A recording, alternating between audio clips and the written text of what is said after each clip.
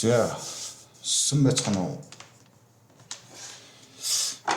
За нэг бодлого үдээ.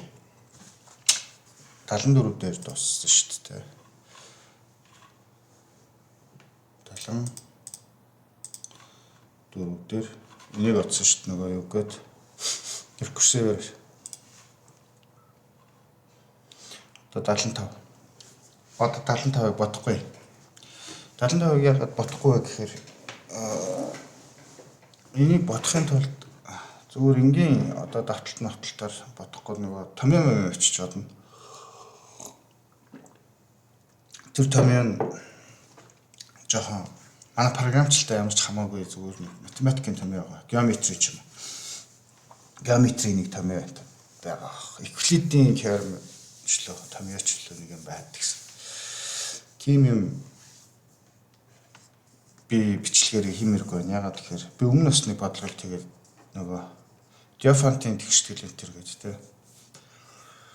Тэгээд иймэрхүү юмыг одоохондоо нэг одоо YouTube-ээр ярмаар гэнэ. Ягаад гэхээр би нөгөө нэг суралцж байгаа бодлого бодож сурж байгаа тий яг ингээд юмны логикийг өөрийнхөө суурийг ашиглаад өөрөө нөгөө хүүхдийн хар ухаан гэж ярьдаг штэ хүмүүс. Хар ухаанаараа ямар ч байсан ингээд нэг хідэн бодлого хүн ингээд ямар ч байсан бодож чаддаг болоод ив зүгээ олж агаад тэгээд дараа нь тэгээд гүнзгийрээд явна штэ тий нарийн аяндаа л тэгээд гүнзгийрээд явчихдаг байхгүй юу. Тэр математикийн тэр томьёо судлах, математикийн онолыг судлах, тэр геометрийн юмыг судлах модлох тэр бүр гүнзгийрсэн тийм нарийн юм бэ. За би л YouTube-ээр одоохондоо энэ 100 бодлогын хүрээнд ярмааргүй байна. Тэр нь миний зорилго биш. Би жоохон програмчлалын юм ярмаар байгаа даа. Тэр хүний суурийг бэлтгэх одоо програм бичих одоо яг үндсэн алгоритм бичих суурьтай холбоотой тийм юм ярих гэдэг байхгүй юу 100 бодлогынхаа хүрээнд. Тэрнээс биш математикийн томьёо ч юм уу геометрийн томьёо ярих нь ерөөсөө миний зорилго биш. Тийм ч учраас би нэг Диофантийн юм болоод нэг юм алгасцсан шүү дээ. Юу ч алгасчлаа та.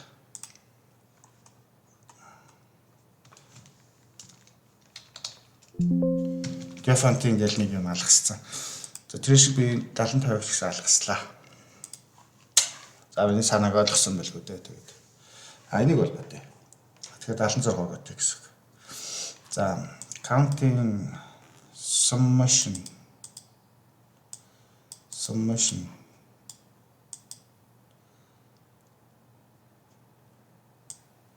summation гэдэг юу гэж орчуулт юм бол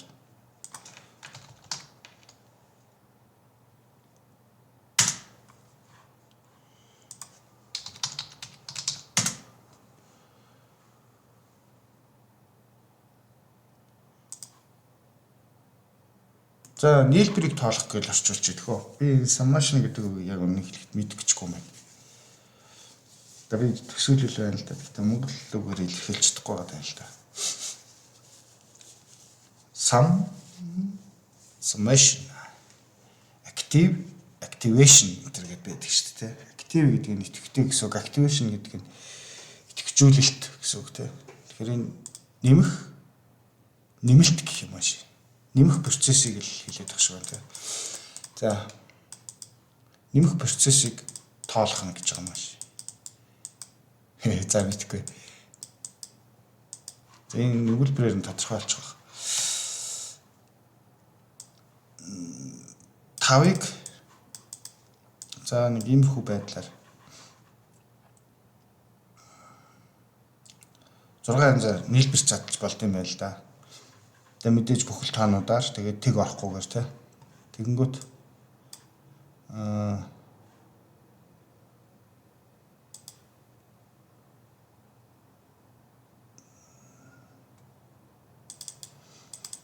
энэ үнийг би энэ бодлогыг өмнө нэг бодож ирсэн санагдаад байна. 100 хэдийн янзаар ингэж өчөх вэ гэдэг тий. Бичиж болох вэ гэдэг гэж байгаа байхгүй. Энийг миний өмнө бодож ирсэн бодлого санагдаад байна. Ямар бодлого лээ? Нэг Английн мөнгөнд дэвсгэрт пенс менстэй нэг бодлого байдаг шүү дээ. Энэ үү? Яг энэтэй адилхан. Гэхдээ энэ арай их юм байна тий. Энэ дээр бол 73 гарсан ба штэ. 73,000 гэхээр энэ бол боломж нь бага болсон байна л да. Тэгэхээр энэ бодолт нь адилхан уу? Гэхдээ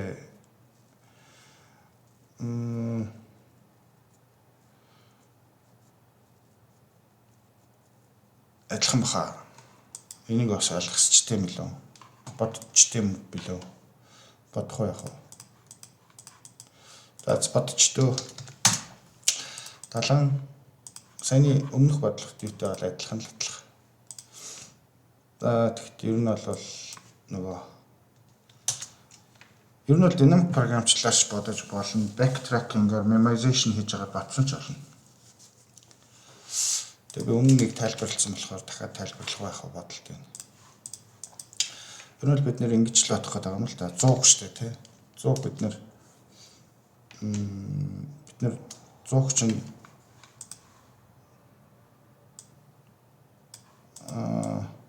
5 өрөө орохгүй юм шүү дээ. За тэгэхээр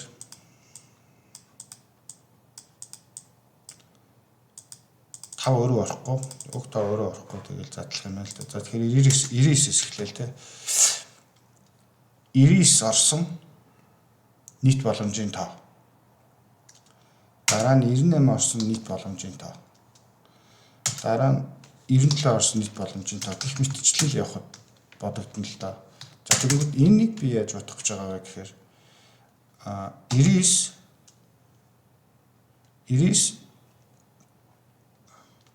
хэд удаа орж болох юм? Тэг удаа орж болно. Нэг удаа орж болно. Мөн үү? Тэгээд тэг удаа орсон тохиолдлын дараа нь яах вэ гэхээр дахиж би 99 болон түүнээс дээш тоог ерөөсөй ашиглахгүй гэсэн үг. Тэгээд одоо хэд үлдэж байгаа лээ? 100-аас хасган тэг гэсэн үг шүү дээ. 100-аас хасган тэгийг 98 орсон бол юу гэж хамгийн дээдл нь ашиглах юугаар ингээд recursive гэдэг юм л да. Ингээд болчихно л да. Тэгэхээр одоо миний энэ тэмдэглэсэн байгаа энэ тохиолдолд бол дахиж 99-ийн тоог дахиж эзээч ашиглахгүй тохиолдлуудын тоо байгаа байхгүй юу? Өөрөөр хэлбэл 199 эзээч ашиглахгүй тохиолдлуудын тоо. Тэнгүүд одоо энд ороод ирэхэд энд ботцсон байгаа юм аа. Шууд энд ашиглчих болно гэсэн үг. Тийм учраас энийгээ бид нэр хадгалж явах хэрэгтэй гэсэн үг байхгүй memorization хийгээд тэгэл явчихна гэсэн үг. Тэгээ за би бичиж үзвэл. Ер нь бол ингэж байгаа юм л да.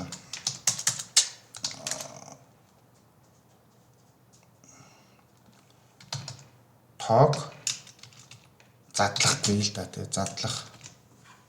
Энийг ер нь би задрагаа гэж хэлчихэ л да. Задрагааг тоолох гэх юм ааш. Тоог задлах. Тэгэхээр бид нар чинь 100 задлаж байгаа шүү дээ. За энэ бол нэлээд юм гарч магадгүй. Тийм учраас ингэж. Тэгээд уус нэлээд юм гарцсан л байна л да. Тэгтээ энэ чи хэд вэ? Хөөж гайгүй юм шүү дээ. Интежерс багтгал юм шүү. Тэгвэл энэ гайгаар ит.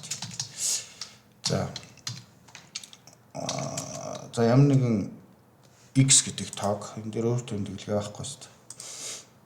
Тэгээ бид нэр бол манай хязгаар бол 100. Тэгээд бидний x гэдэг тоог хамгийн дээдл нь max number гэдэг number-аас дэш тоо ашиглахгүйгээр задлагдаг тийм функц бичиж байгаа байхгүй юу. Тэгээд манай хариу болохоор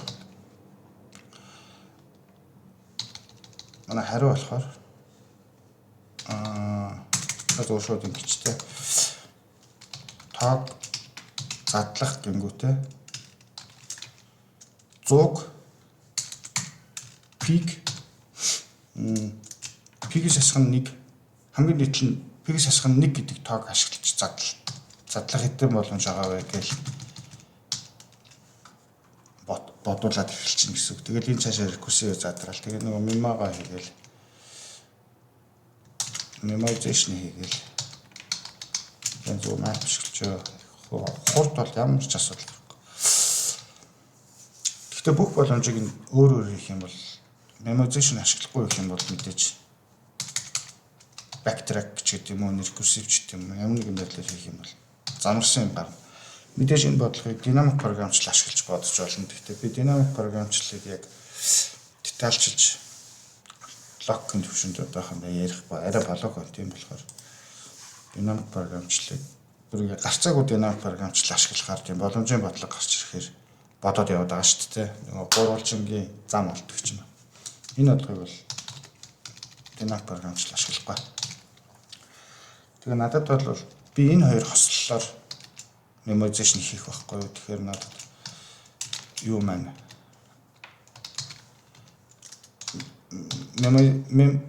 одоо энэ миний memoization-ийн юу индекс нь хостой байна гэсэн. Тэгээд ийм таарж ирэхэд шийдэн энэ гэсэн утгатай тий. Тэгээд ингэ гэсэн хэрвээ манай мемогийн x max number ийм хоёр утга хэрвээ орж ирсэн байвал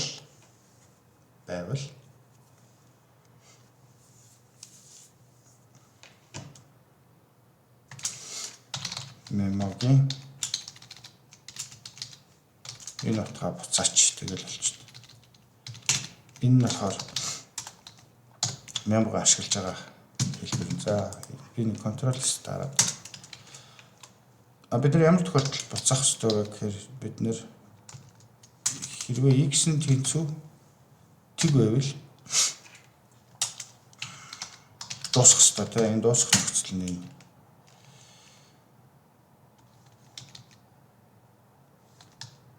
тэнцүү тэг тохиолдолд ерөөсөө тгийг бид нэр задлж болохгүй юм чинь. За тэгэл одоо бид нар тухайн нэг 99 энэ одоо шил 99 тохиолдолд тийш орж ирэх юм бол 99 тэг удаа орж болно, нэг удаа орж болно шүү дээ. Тэр тавталтаа хийчихнэ. Ер нь бол оптимиз хийхгүйгээр зүгээр бодъё л да. Тэгэх юм бол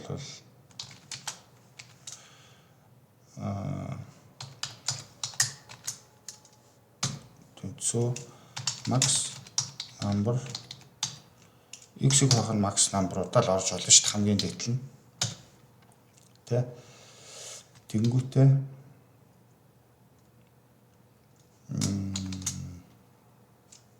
ингэчтэн тэ. За одоо яг зүгээр энэ дээр нэг л нөхцөл байт юм л да.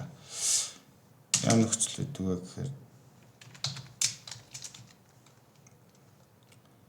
ер нь бол энэ л дээ манай одоо энэ функцийн хариу нь болохоор нийтдээ таг задлах. Одоо бид нэр max number ашигласан гэж үзэн шүү дээ тий. Тэгэхээр одоо доод төвшинлөгөө л явна. Одоо энэ функцод хизээч max number болон max number дээр max number-аас баг утгаар л энэ үлдсэнийг задлаад явна гэсэн. X-ээс хасах нь max number-ыг бид нэр I-удаа авсан гэсэн үг байхгүй юу. Тэгээд max number-аас хасах нь нэг тохиолдолд. Тэгээ энэ хариугаа бид нийт дээрээ нэмээд явах байхгүй юу. Тэгээд хариу маань нийт. Цааныг ингэсгээ гарчин. Гэхдээ одоо нэг асуудал. Ямар асуудал байдаг вэ гэхээр гардаг вэ гэхээр жишээлбэл бид нэг ийм нөхцөл рүү орж иж болно л да. Жишээлбэл ташаа 20 орсноор задлах хэрэг гарна шүү дээ. 20-ыг 20 орсноор задлана гэдэгт чинь биднэрт хэдэн боломж байгаа лээ. 20-ыг 20 орсноор задлая гэж үзье л та тий. Тэнгүүд биднэрт 20 ороогүй нэг боломж байгаа. 20 орсон нэг боломж байгаа шүү дээ. За энийг бол яг бодчих болно. Манай функц бол бодоо явчихна. 21 удаа орсон тохиолдолд бид нэр энэ функцээ дуудах гэдэг шүү дээ. Ингэж тэгэнгүүт 21 удаа орсон тохиолдолд Өөрөөр хэлбэл яг энэ 20 маань энийгээ бүтэн ингээд хэрэгжилж байгаа гэсэн үг шүү дээ. Тэр тохиолдолд цаашаа дуудахтаа бид нэр тэг 19 гэж задрах гэдэг шүү дээ. Тэгээ энэ маань яаж ч утсан гэсэн энэ нөхцөлийнхаа дагуу тгийг буцаах гэдэг байгаа байхгүй юу? Тэнгүүд 20 бол 20 тог 20 орсон 21 удаа орсон тохиолдолд манай энэ рекурсив маань нийт боломжийн тунд тэг гарах гэдэг байгаа байхгүй юу? Тэрнээс зайлсхийхийн тулд яах ёстой вэ гэхээр хэрвээ x-ийг өрчин a-ын тэнцүү x байвал биш юу лээ? Биш. Max number шүү дээ. Max number-ыг өрчин a ийм байвал бид нийт цаашаа явах хэрэггүй байхгүй юу? Ингээд дуудчих юм бол max number-аас асгана a-ыг x-ээс асчих юм бол тэг ийшээ яваад ийм боломж ядаж ганцхан байгаа шүү дээ. Ганцхан байгаа. Тэгээ энэ тохиолдолд бол зөндөө гарна л да. Жишээлбэл 80-ыг максимумд 20 орсноор хэдэн удаа хийх вэ гэдэг тэгэнгүүт тэг 1 2 3 4 гээд дөрөв тохиолдолд нь бид нэр тэг 19 гэж дуудах гэдэг байгаа байхгүй юу? Гэтэл энэ маань ганцхан 20 ч биш шүү дээ. 10 40 ч гэж болно шүү дээ. Энэ зүгээрээ тэгшэр хогж байгаа тохиолдолд. Тэгэх юм бол 40 маань 2 удаа орсон тохиолдолд бид нэр тэг 19 гэж дуудахаар хариу тэг гараад төрөд ирнэ шүү дээ. Манай рекурсив функц маань. Тэгэхээр 40 2 орсон тохиолдол 80 гэдэг тоог 42 орсон тохиолдлоор задлах боломжгүй гэдэг хариу гарах гэдэг байгаа байхгүй юу? Тэрнээс зайлсхийж байгаа гэсэн. Тэгээд тийм боломж бол гэхдээ ерөөдөө ганцхан байгаа гэсэн үг тийм. Тэрийг л энд тавьчихна гэсэн үг. Тэгэл болчих дэг санагдчих. Энэ баг ингээд болчихно. Тэгтээ чи өөр би одоо хэсэгчээ зарлаагүй юм байна уу? Энэ чи ямар алтай байлаа? Хязгааргүй давталт.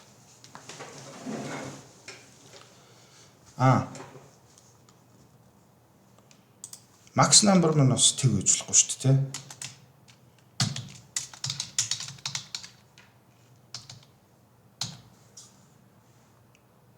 Гэх бах те. За манай хариу ингэж гарч байна.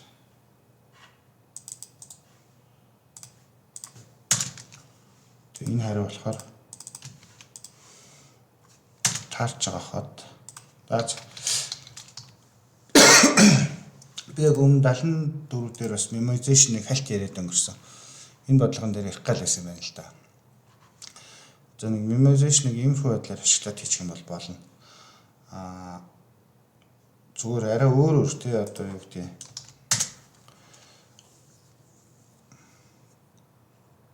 Бидний нэг memoization ашиглахгүй хийж үзье л да тий.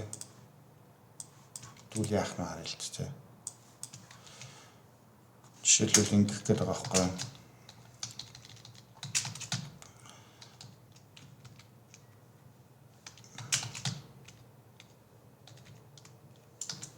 Яг адилхан саяны энэ функц оруулж ирж хагаад memoization-ыг аваа ичилт тий. Энийг авч хаяад тэнгүүтээ мемо байхгүй юм чи ингээд үтчихээ л та тий. Тэгэхээр бид нарт юусэн ямар ч memoization байхгүй энэ гарна л та. Тэгтээ хугацаанд багтахгүй байна. Энэ бол жишээлбэл ингээ гарч шүү дээ. Тэнгүүд өн гарсан ба шүү дээ. Memoization ашиглахгүй гарч байна. Юу лаг хөрхөн. Гэтэ хэдийн хугацаанд гарсан бэ? За энэ бол шүү дээ тэг 100-ны 1 секундэд гарсан байгаа байхгүй. Энэ болохоор 7 секундэд гарсан байгаа байхгүй. Бид нар нэг 74 дугаар бодлогыг 10 секундэд бодоод байсан шүү дээ. Хэрвээ memoization ашиглах юм бол тэр бодлого ийм секундэд гарна гэсэн үг байхгүй тий. Аюух зөрүүтэй байгаа шүү дээ. 7 секунд энэ чинь 700 дахин зөрүүтэй гэсэн үг шүү дээ бодолт нь. Гэтэ хамгийн гол нь чинь юм баггүй юу? Одоо 100 гэж шүү дээ. 100 дээр 7 секунд гарч байгаа. 100 бид нар 1000 болгох шүү дээ. Хугацаа нь хэд болно гэж бодож байна. Хугацаа нь 70 болох уу? 70 секунд болно гэж бодож байна. Хугацаа нь 70 секунд биш 700 секунд ч болж магадгүй. Энэ хугацаанд бүр нөгөө огцон өсөх байхгүй юу? 100 чинь 101 болоход л энэ 7 секундны 101-ээр нэмэгдэхгүй байхгүй юу? Арай өөрөөр нэмэгдэнэ. Огцон бүр арай илүү хурдаар. Тэгээ энэ чинь 100 дээр 7 секунд ажиллаж байгаа бол 200 дээр энэ чинь 200 секунд ажиллах байхгүй бүгд харах уу? За зүгээр 110 дээр л үзье л да тий. 10 секунд бол ажиллаж чаддагсан шүү дээ. 110 дээр бидний онолоор бол 7.9 секунд ажиллах ёстой шүү дээ. Тэнгүүд одоо энэ 10 секундээс ичтрээд байгаа шүү дээ. Зүгээр 110 л болгонгууд. За 100 байна тий. За 100 дээр хэдэн секунд байна?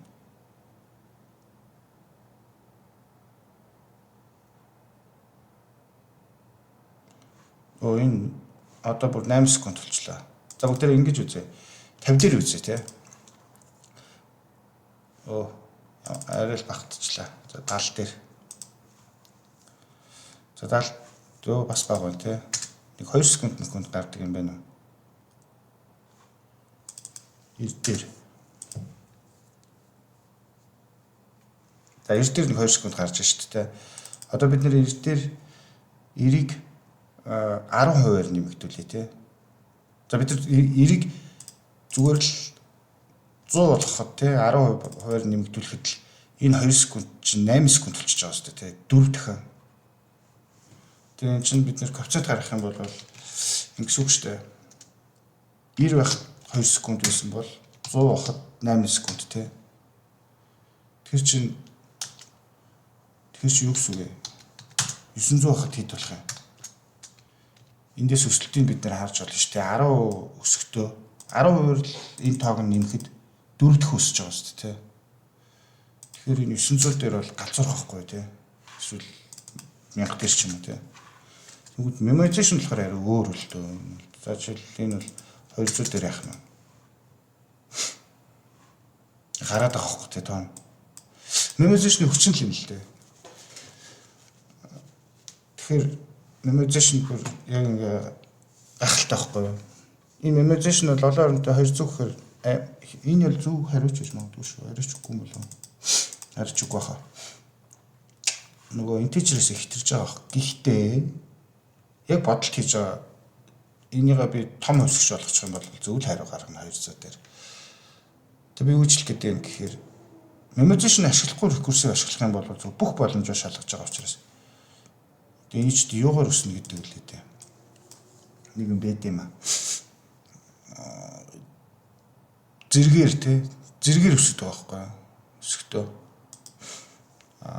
Манай нөгөө юу ч юм болохоор арай багаар өсөж байгаа байхгүй юу?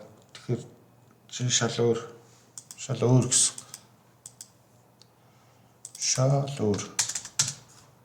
1000 дээр гарна. Арайч 1000 дээр болохгүй юм. 1000 дээр энэ юу гарчлаа шүү дээ. 1000 дээр 3 секунд гарч шүү дээ.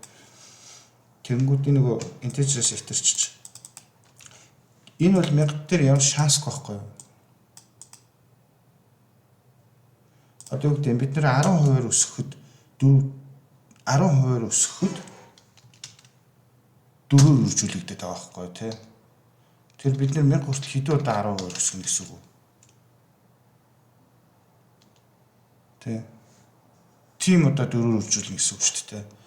За нэг удаа 10% өсгөхөд 110 болно шүү дээ. Тэгээд 120, тэгээд 130. Ингээл явъя л та 140, 150 гэл ингээл явъя л та. За миний хэлэх гээд байгаа санааг ойлгосон гэж найдаж байна. Ерөнхийдөө бол за зүгээр 160 дээр энэ хэдэн секунд ажиллах нь илэрхий байгаа шүү дээ. 160 дээр энэ одоо хэд болох вэ? 32 секунд болох байгаа байхгүй юу? Одоо хэд болох вэ? 148. Би зүгээр дапалж нэг хийгээд байгаа. Яг энэ memorization ашигладаггүй ийм суугахгүй, memoization ашиглахгүй, backtrack бүх боломж нь ямарч багасхгүйгээр ингэ шууд ашиглах юм бол recursive заримдаа ингэж муу ажиллах тохиолдол байгаа. Тэгэхээр recursive-ийг хүчтэй болгохын тулд заавал нэмэлтээр ямар нэг юмтай хослож ашиглахгүй бол ерөөсөө болохгүй. Одоо энэ чи 4-өөр үржүүлэхээр хэд болох вэ? 500 болчихж байгаа шүү дээ. За би бүр арайхын орныг хаяад явъя. 200 секунд тий. Одоо энд хэд болох вэ? 8000 секунд. 160 дээр бид нэг ойролцоогоор 32000 секунд хүлээх гэдэг байгаа байхгүй юу? 32000 секунд чи хэдэ? 32000-ыг чинь 60 хуваахад энийн бүр дарчээ. Би амар их юм дарж байгаа шүү. 30000-ыг дарчээ. Тэгэнгүүт энэ чинь 500 минут болох гэдэг байгаа байхгүй юу? 500 минут гэдэг чинь ойролцоогоор 10 цаг үстэй тий. 160 дээр 10 цаг ажиллах баггүй юу? Memoization ашиглахгүй болвол. Тэгэхээр ингэж memoization ашиглах нь ийм даваа талтай байд юм аа гэдгийг хэлье. За нэг та нар өөрсдөө туршаад үзэж болно. Кодыг бичиж чагаад. За 76 маань дуслаа.